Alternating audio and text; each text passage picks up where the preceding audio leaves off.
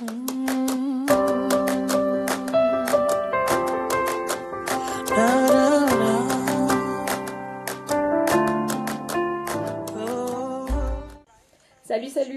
la famille, bienvenue sur ma chaîne, j'espère que tu te portes bien.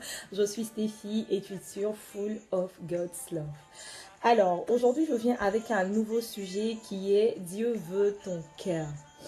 Alors, à un moment donné de la vie, à un moment donné de ta marche avec le Seigneur, tu dois pouvoir te poser un instant et savoir réellement ce que le Seigneur attend de toi, savoir réellement ce que le Seigneur veut, d'accord? Tu dois à un moment oublier tes soucis, oublier tes problèmes, oublier ce après quoi tu cours, oublier pendant un moment de chercher à tout prix à avoir de l'argent, de chercher à tout prix à te marier, de chercher à tout prix à avoir un enfant, de chercher à tout prix à plaire aux hommes, à plaire à quelqu'un et te dire: qu'est-ce que Dieu attend de moi en fait? Qu'est-ce que Dieu veut?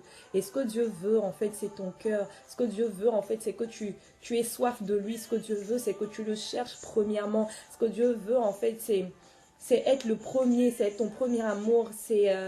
C'est que tu n'aies Dieu que pour lui en fait. C'est que tu ne regardes qu'à lui seul. C'est qu'il soit la personne qui compte le plus dans ta vie en fait. C'est que tu recherches d'abord à faire son bonheur, tu recherches déjà à faire ce qui lui plaît, tu recherches en fait à faire ce qui lui est agréable, à faire ce qu'il aimerait, à être la personne en fait qu'il aimerait que tu sois, d'accord? À l'aimer réellement pour lui, pour sa personne d'abord, pas pour les choses qu'il peut te donner, pas pour les choses que tu peux avoir étant en lui, mais que tu l'aimes pour lui-même, que tu l'aimes d'abord et avant tout pour lui, parce qu'il est Dieu en fait, parce qu'il est celui qui t'a aimé le premier, parce qu'il ne demande que ça en fait, et il veut que ton cœur soit que sur lui, il veut que tu aies les regards que sur lui, que tu débordes d'amour pour sa personne d'abord. Et à ce moment-là, tu te dis, tu fais le choix en fait de ne plus exalter une situation. Tu fais le choix de ne plus exalter un problème. Parce qu'effectivement, à chaque fois qu'au lieu d'avoir les regards fixés sur le Seigneur, tu te lamentes sur ton sort, tu pleures parce que ta situation ne change pas, tu pleures parce que les autres, tu as l'impression que les autres évoluent et pas toi, tu pleures parce que tu as l'impression d'être toujours dans un perpétuel recommencement. Souvent, c'est pas le diable, parce que croire toujours que c'est le diable qui fait telle chose, c'est comme l'exalter en fait, c'est comme exalter le diable. Non, souvent Dieu il est là, il te regarde, il attend juste en fait que tu dépendes de lui afin que la situation se décante en fait. Il attend que tu oublies un temps soit peu tes problèmes, que tu oublies un temps soit peu la situation. Tu es là, je te dis, tu es dans un cycle en fait perpétuel, les choses recommencent à chaque moment dans ta vie en fait. Mais c'est juste parce que le Seigneur veut que tu comptes sur lui. À un moment tu dois te dire: j'oublie la situation. Peu importe ce qui se passe, peu importe ce qui arrive, moi je décide en fait de compter que sur Dieu, de lui donner entièrement mon cœur, de m'abandonner totalement à lui, d'accord? Parce que c'est cela que Dieu veut en fait. Il veut ton cœur, il veut que tu n'aies Dieu que pour lui. Il veut que tes regards soient fixés sur lui, parce que c'est en ce moment-là que tu auras la joie. C'est en ce moment-là qu'il pourra agir dans ta vie. C'est en ce moment-là qu'il pourra te donner tout ce que tu recherches en fait. Alors, je t'invite à lire le livre de Psaume, le chapitre 34, le verset 5 qui dit, le verset 5 dans la version Semeur, dans la version Louis II, parce que dans la version Semeur, c'est le verset 6. Donc, il dit: quand on tourne vers lui les regards, on est rayonnant de joie et le visage ne se couvre pas de honte. Donc, quand tu tournes ton regard vers le Seigneur, quand tu lui donnes entièrement ton cœur, quand c'est lui qui compte en premier dans ta vie, il ne permet pas que tu sois dans la honte en fait. À ce moment-là, tout ce que tu recherches, tout ce après quoi tu cours, tout ce qui pour toi définit ton standard de vie, à ce moment-là, ces choses-là, il te les accorde. Ces choses-là, en fait, elles te suivent, tu vois. Alors aussi le livre de Matthieu 6, le verset 21 qui nous dit: là où est ton trésor, là où est ton cœur. Dieu veut en fait que, Dieu veut être ton trésor. Il veut ton cœur, il veut en fait que ce soit lui qui compte avant toute chose, avant qu'une quelconque situation, avant même les choses qu'il peut te donner. Il veut que tu l'aimes d'abord, il veut ton amour en fait, d'accord?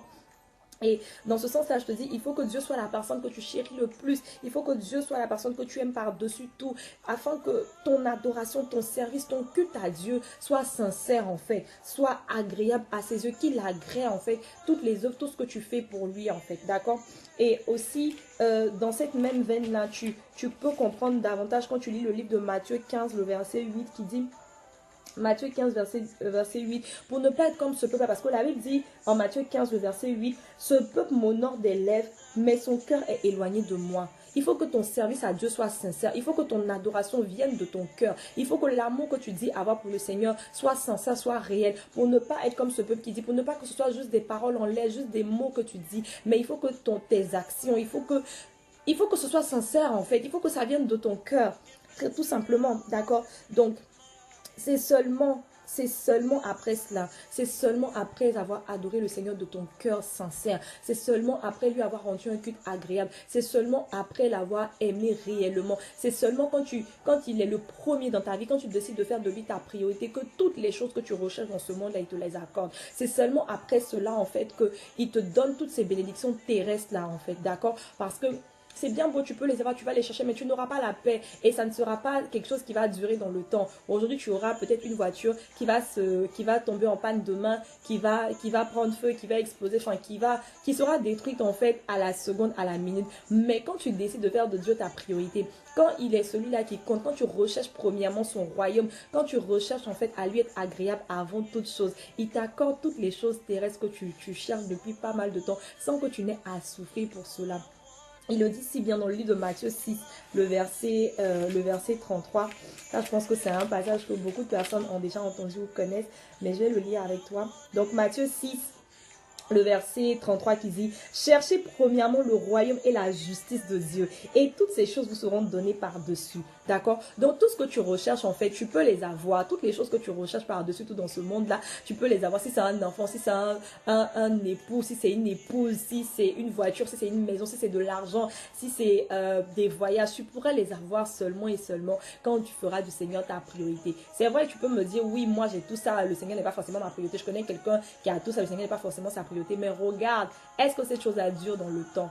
Regarde jusqu'où cette chose va arriver. Peut-être que cette personne a un manque derrière, cette personne n'a pas la paix du cœur, cette personne manque de quelque chose. Mais toi qui fais de Dieu ta priorité, toi qui lui rends un service agréable, toi qui ne compte que sur lui seul, toi qui lui montre que c'est lui d'abord dans ta vie, toutes les choses qu'il te donne là, c'est des choses en fait desquelles tu te réjouis pleinement. Parce qu'il dit aussi dans sa parole que les bénédictions de l'Éternel ne sont suivies d'aucun chagrin.